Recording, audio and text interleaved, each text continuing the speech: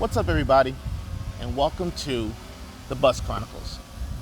I'm sitting on top of my 1989 Flxible Metro, original to the Southern California Rapid Transit District, otherwise known as LA Metro. This is actually my fourth bus I've ever owned. My first bus was a GMC Fishbowl that was original to the Miami-Dade Aviation Department down in Miami, Florida. And my second bus was a 1993 Orion 1, original to Altoona, which I still have. My third bus being a 1976 GM Fishbowl that was original to Montgomery, Alabama, and ultimately to Altoona. Sadly, both my Fishbowls are gone. The first one I got rid of because the body was just rotted, and for the price it was going to cost to do that kind of work, wasn't worth keeping, so I sold that. And the Altoona / Montgomery Fishbowl, the engine detonated. So because I'm in for engine repair on the Orion, it just was too much money to do the repair again on the Fishbowl. So people ask, well, was it more expensive to buy this bus here? And it actually wasn't. When I weighed the options between doing the engine rebuild, labor, actually buying the engine, it just wasn't, it didn't line up to how much I spent to buy this bus and have it shipped over here from California. So once again, welcome to the Bus Chronicles YouTube channel. There's going to be plenty of vehicles on this bus, me doing various repairs. I will take you guys through the restore process.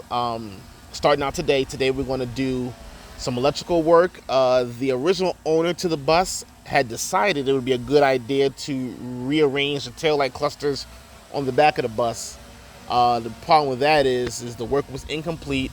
The wiring is a little fugazi, so I'm going to go in, cut out the old harnesses, put in new harnesses, rearrange the taillight cluster the way it's supposed to be, and get that back going again. And then if there's enough time today, we'll do some other stuff. So welcome to the Bus Chronicles.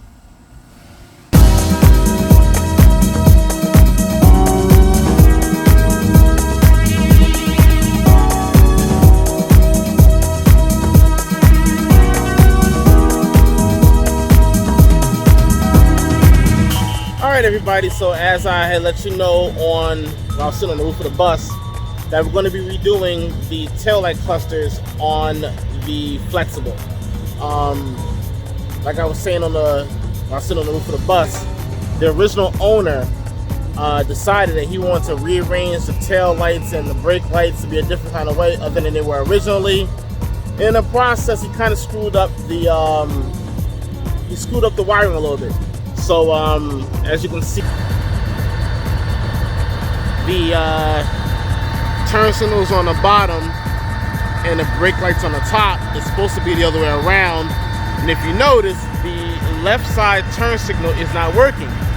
That's because that's wired incorrectly. So what I'm going to do is I'm going to take it apart, put the turn signals back on top, bring the brake lights down to the bottom, install brand new harnesses, install brand new LED lights, and it is what it is, what it's going to be. So one of the things this gentleman did incorrect, I don't know why he decided to do this, but when he swapped out the brake lamps for the turn signals, the wiring for the turn signals is a certain length. So when he brought the turn signals down to the bottom, if you can see here, this is the connection. As you can see, we are way short from making the connection for the turn signals to work. So we're going to, like I said before, put everything back the way it's supposed to be. Have the turn signals up top, brake signals down to the bottom. The rear backup lamps are going to stay where they are because that's where they're supposed to be. And we're going to do it on both sides. Now on the curb side of the bus, you see the wire it's stretched. It's not supposed to be stretched. It's not supposed to be taut. You will destroy the wiring. This is one of the reasons why I'm just gonna go ahead and go brand new with new harnesses, because I don't know what this stretching may have done to the wiring, and I'd rather go brand new than to try to modify what's already been done here. Also too, the wiring was stretched for the back backup lamp on this side, and it was popped. So like I said, new housings will take care of that. And that's it.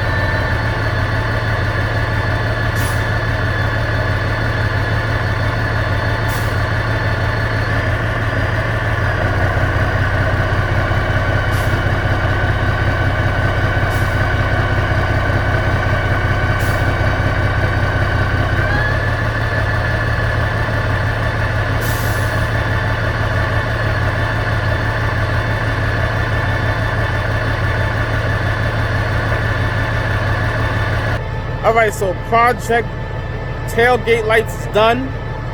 They're proper, the way they're supposed to be. Signals to the top, brakes to the bottom. The high mounts are in. It's a new type of high mount.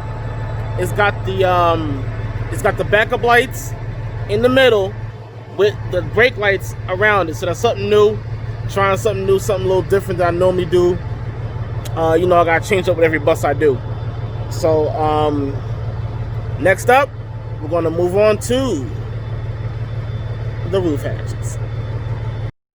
I am now on the roof of 2737, doing a quick inspection of around the roof hatches, the front cap area, roof cap area. Everyone knows that Flxibles, even when they were brand new, had some spots where they were pretty leaky. So while I'm up here today, I'm going to go ahead and take care of the known spots and make sure everything is good. And then after we do that, I might go ahead and do some painting. I want to make sure that the doors go back to the original black. So that's something I may go ahead and accomplish today. We just finished doing the tail light clusters, so all that is buttoned up, good, ready to go. So now I'm getting ready to do the sealing of the roof hatches, front cap, rear cap, and this product is going to be Flxible. So around the roof hatches, I'm going to use the Flxible cans, and then around the roof cap in the front and the rear, we use the Flex Paste, a little bit thicker, a little bit better for that kind of application. All right, everybody. So now I'm going to start doing the roof hatches, the Flex Seal. First thing I'm gonna do first, just because I like things nice and neat, is I'm gonna mask around the roof hatch, because I do not want the Flex Seal to be everywhere. So to have a nice neat line for the Flex Seal, just gonna do a little quick mask. And that way, once I peel up the mask, after spraying the Flex Seal, it'll be a nice neat line. It won't look sloppy, and I'll be happy. So, let's get this stuff out the way. We can do the mask. And once again, you know, the Flex Seal will help seal any leaks that is around the roof hatches here. So far I haven't noticed any leaks on this bus around the roof hatches, but it is a known hotspot for leaks to occur. It could come through, go underneath the roof, between your roof panels, start leaking and destroy everything.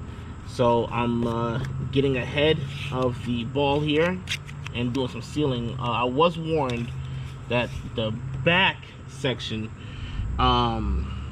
just over the air conditioning unit there, that's where the air intake scoops are, tends to leak. So I'm going to make sure I Flex Paste that a little bit later on. But we're going to start with the roof hatches. And out of scene here for a second, I got a tape behind the roof hatch, because I got this GoPro attached to the roof hatch that's standing up in the 90-degree position. Alright, so it's a quick mask. Like I said, nothing wild, nothing crazy, just to kind of keep a neat line while I spray the Flex Seal. So like it says, make sure the area is clean. So I already wiped the area down with alcohol a while ago. So hopefully it's still pretty clean, shake pretty well, as the can suggests. And it does state to apply several even coats. So I believe 2 to 3 coats should be good, because like I said, the front roof hatches haven't leaked. This is just more of a preemptive thing here to keep it from occurring. And like I said, the only reason why I use masking tape is to kind of keep the job nice and neat. I'm a bit of a neat freak that way. I'm a little bit OCD about that, so you know.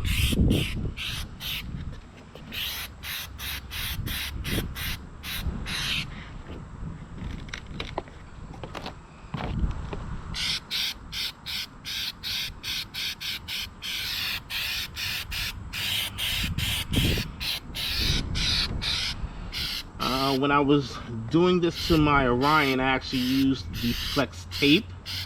I will say that I'm not a gigantic fan of the tape, as it doesn't cut well. It does do the job. I will say this: it will stop your leaks, but it's a pain in the behind to cut, and it's very, very, very tacky. So in the future, if you try to get it up, I don't want to say it's impossible, but it's pretty impossible.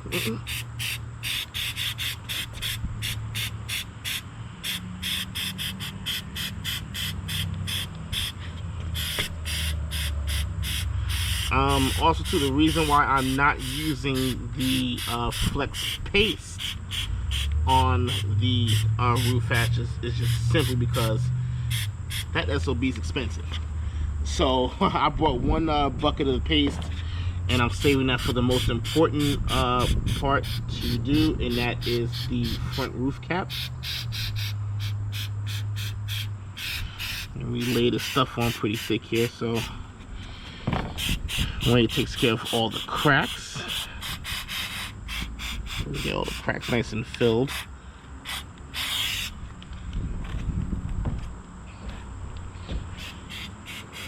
And again, I know I'm out of the scene. I'm spraying the back end of the roof hatch here, and can't control the GoPro and spray Flxible at the same time.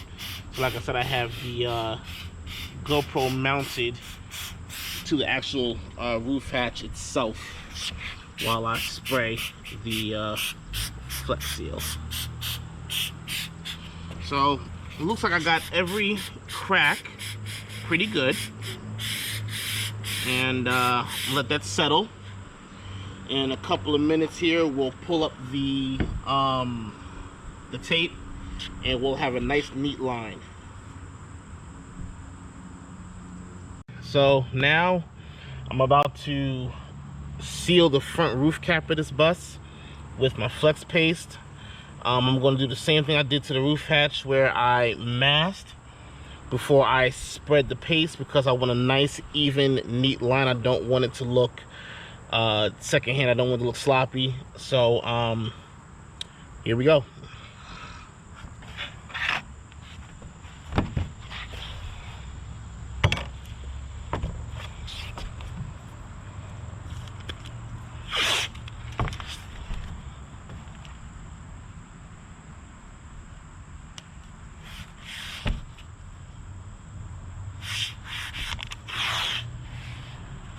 This will be my first time dealing with the Flex paste. Like I said, I have, got close to the camera. I have experience with the Flxible, but it's my first time trying to paste. So, hey, gotta learn sometime, right?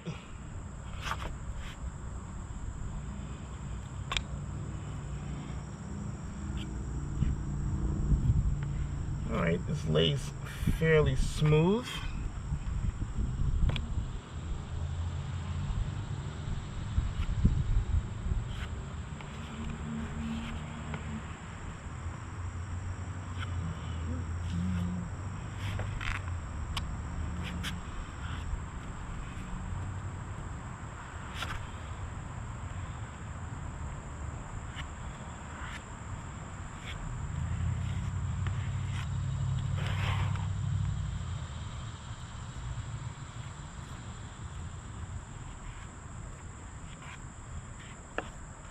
And like I say, you know, I laid the blue tape down so that way when I peel it up, it's actually a nice, neat line. So when I spray it, I spread it sort of messy like, but when I pull up the tape, you know, hopefully it'll look nice and neat.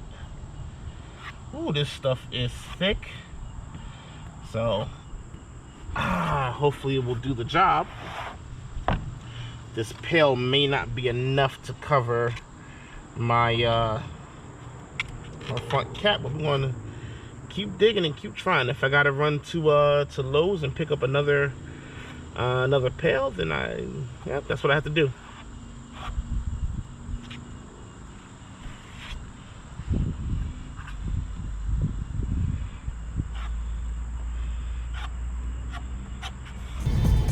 Alright, Chronicle folks, I'm calling it a day. We got the tail lights done, rearranged back to what they was as delivered, plus we dropped in LED bulbs, more energy efficient, and we sealed up the roof hatches and the front cap, make sure there's no leaks, and we did a little more of a wipe down on the interior, try to get more of that Arizona and California dust off the bus. It's getting better. It's now tolerable where you can sit in here with no problem. So until next time, guys, and the next part of the project, see you later.